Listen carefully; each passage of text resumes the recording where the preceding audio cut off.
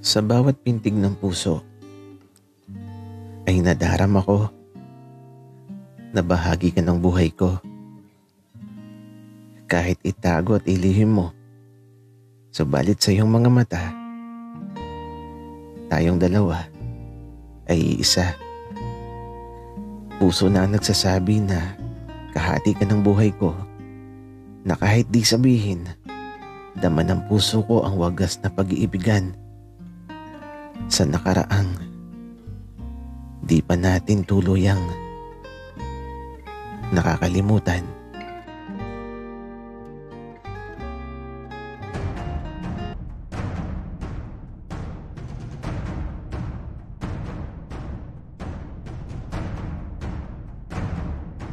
Kaibigan, huwag mong kalimutan mag-subscribe sa aming channel at huwag din kalimutan i-click ang notification bell at subscribe button. Subscribe na!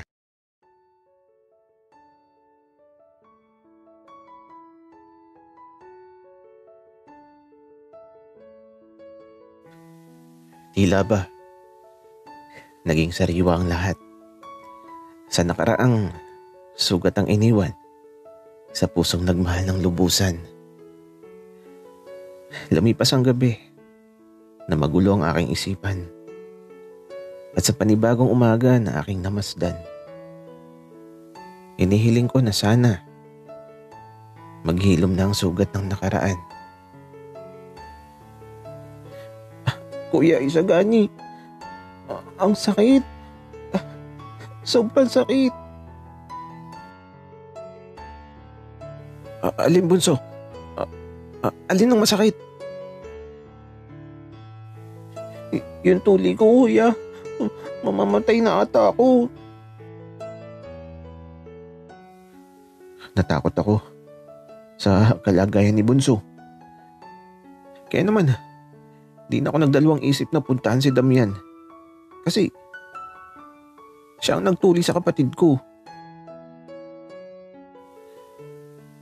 Nagmadali akong puntahan siya. At eto, sinama ko siya sa bahay upang magamot si Bunso. Di na ako sumama sa loob ng silid. Hindi ko kasi kayang makita yung sugat sa tuli ni Bunso. At eto, ilang saglit pa, lumabas na ng silid si Damian.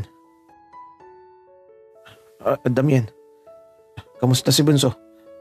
Okay na ba? Okay na, Isagani. Baka naipit lang, kaya sumakit. Pero huwag kang mag-alala. Gagaling din siya kaagad. Salamat, Damian.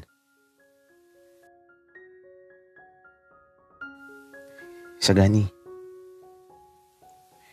pwede bang makikape?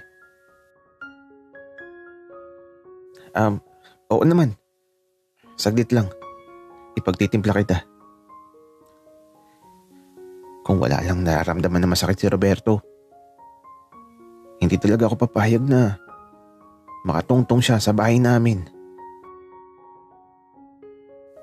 Kaya ito, ipinagtimpla ko muna siya ng kape. At ito, inabot ko na sa kanya tapos pinuntahan ko na si Bunso. Bunso, okay ka na ba? Kuya, hindi na masakit. Pero baka sumakit na naman. Sabihin mo naman kay Kuya Damian na dito na lang muna hanggang sa gumaling ako. Natatakot kasi ako. Bunso, ano ka ba? Hindi pwede yun. May bahay sila at sariling buhay.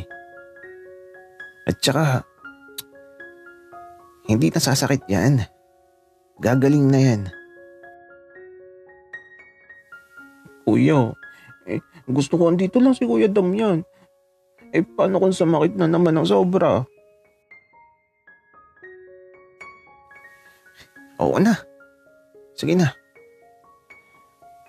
Kakausapin ko muna siya. Kaya ito, binalikan ko na si Damian na nagkakape sa may lamesa sa kusina.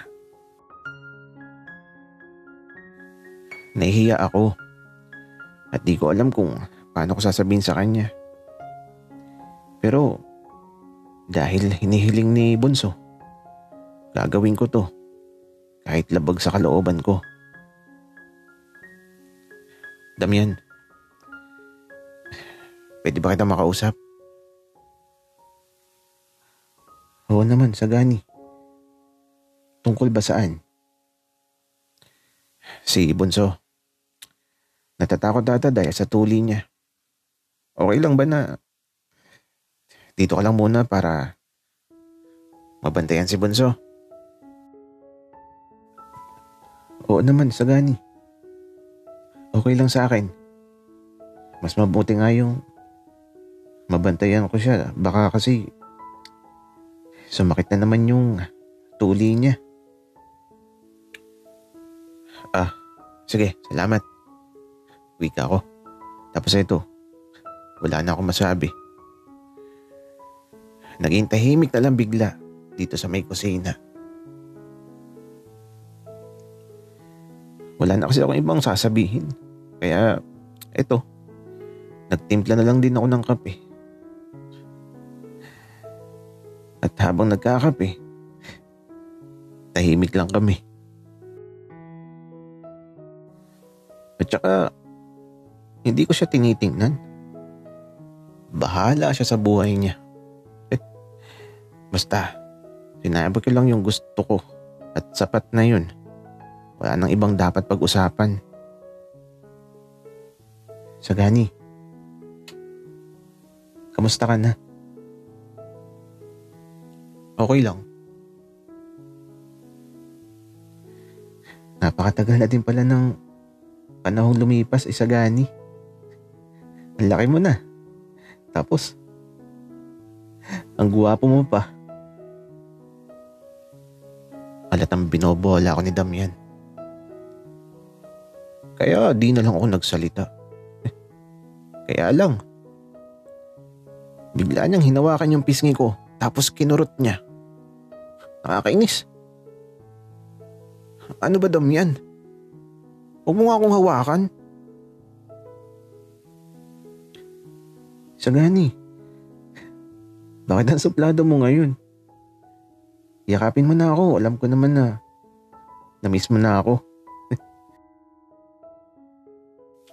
Tarantado. Gusto mo sapakin kita, Damian? I love you too. Sagot ni Damian. Sira ulo siya. Muntik na tuloy akong makapangiti. Buti napigilan ko. Sagani, may naalala ko dati. Lagi mo ko niyayakap dati. Yakap ka na ulit. Damian, tigilan mo nga ako. Kung sapakin kita at sakaling kita dyan. Patawad, Sagani.